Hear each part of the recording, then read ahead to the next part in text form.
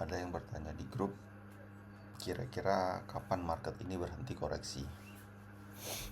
Nah, ini jadi pertanyaan yang cukup menarik ya ditanya, dan saya yakin itu juga jadi pertanyaan banyak dari teman-teman semua. Kapan sih kira-kira market ini koreksinya selesai? Nah, ini kita coba jawab ya di video ini.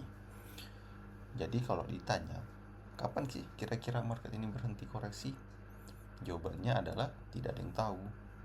Karena nggak ada orang yang tahu masa depan. Siapa yang bisa tahu masa depan, ya kan?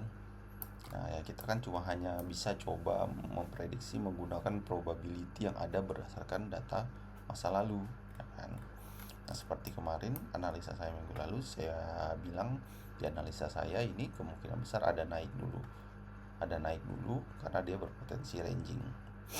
Yang ternyata tidak dikasih, dan analisa saya salah, opening kita gap down turun ke bawah gitu. Meskipun saya masih yakin untuk minggu ini masih ada potensi untuk naik dulu untuk bullish, karena saya bilangnya minggu ini bukan per satu hari, per hari Senin kemarin seperti itu ya. Nah, di Senin kemarin sudah gap, tapi saya masih optimis untuk naik karena ini candlenya candle hammer seperti itu. Tinggal lihat konfirmasi hari ini itu. Nah, jadi nggak ada yang tahu kapan market ini bisa berhenti koreksi. Nah, kita cuma coba memprediksi saja ke depannya. Makanya di market itu disebutnya game of probability. Jadi berdasarkan probabilitas kita mencari, menganalisa menggunakan probability yang ada yang mana sih kira-kira probability-nya ini harga akan bergerak kemana seperti itu. Nah, kalau melihat per kemarin ya harganya menurut saya probability-nya masih akan ke atas, masih ada potensi untuk naik ke atas seperti itu. Jadi kita nggak perlu berusaha mencoba untuk memprediksi masa depan. Nah, tugas kita adalah beradaptasi gitu. Jadi kalau marketnya lagi koreksi ya kita tinggal beradaptasi. Apa sih yang harus kita lakukan di saat market sedang koreksi seperti ini? Ya, sebenarnya banyak ya pilihannya. Ketika market sedang koreksi seperti ini, apa yang harus kita lakukan? Ya, untuk teman-teman di grup premium, bahkan di grup free, saya bilang kemarin kan ya, tidak trading pun itu bagian dari strategi. Nah, kita nggak harus trading setiap hari, sudah pernah saya buat juga videonya itu. Kan kita, kalau saya lihat ya, kebanyakan kita hanya ingin memuaskan nafsu aja untuk trading setiap hari, seperti gatal jari untuk tidak mencet buy dalam sehari seperti itu. Padahal jika kita tidak trading ya nggak apa-apa juga. Nah, kita menunggu market ini baik lagi, sudah recover, bisa bullish lagi, baru kita masuk trading lagi ya nggak apa-apa ya. Selama itu kita jadi penonton pun nggak ada masalah seperti itu. Karena kenapa? Karena ketika market koreksi, peluang kita untuk menang, peluang kita untuk profit itu jauh lebih kecil dibanding ketika market sedang bullish, sedang naik-naiknya tuh.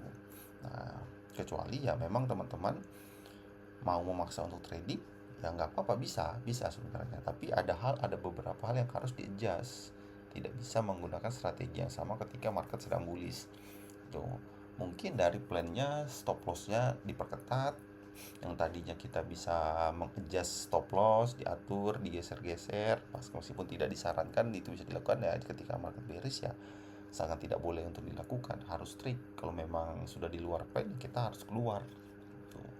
Atau mungkin dari risk rasionya, lot sizingnya kita dikurangi ya. Kalau yang biasanya di market bullish normalnya kita trading menggunakan risk ratio sebesar 1% dari modal, ya mungkin di ketika market bearish kita bisa kurangi mungkin di 0,5 atau mungkin 0,3, yang pasti porsinya jauh lebih kecil. Karena apa? Karena itu tadi, kita tahu di market bearish probability kita untuk menang itu ya kecil.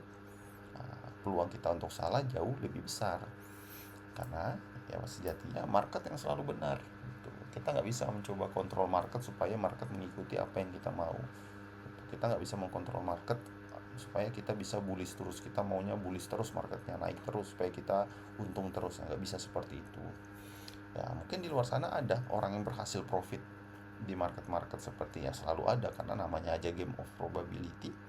Jadi kan tidak 100%. Kalau misalnya di market bearish ini probability-nya mungkin dari 100 trader itu 80%-nya kalah, ya udah berarti kan ada 20% orang yang berhasil, dan yang 80% nggak perlu mencoba untuk menyamai yang 20%, karena setiap orang beda-beda stylenya, psikologisnya yang terutama. Apakah ya, karena coba harus dipertanyakan ke diri teman-teman sendiri. Kalau di market bullish aja teman-teman masih struggling untuk trading, masih kadang nyangkut, masih kadang loss, nah apalagi di market bearish, ya peluang untuk loss dan nyangkutnya kan jauh lebih besar sebenarnya.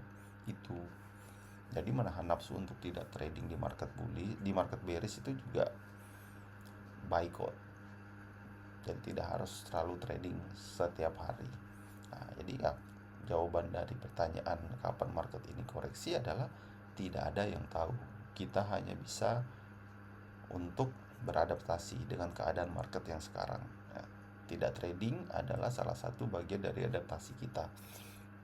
Jikapun mau trading, ya kita beradaptasi dengan plannya, dengan sizingnya, dengan money manajemennya, dengan manajemen risknya yang diatur jauh lebih baik, dengan jauh lebih ketat seperti itu, untuk meminimalisir kerugian kita gitu. Karena kita tahu probability kita untuk rugi, untuk kalah, untuk loss itu jauh lebih besar di market seperti ini.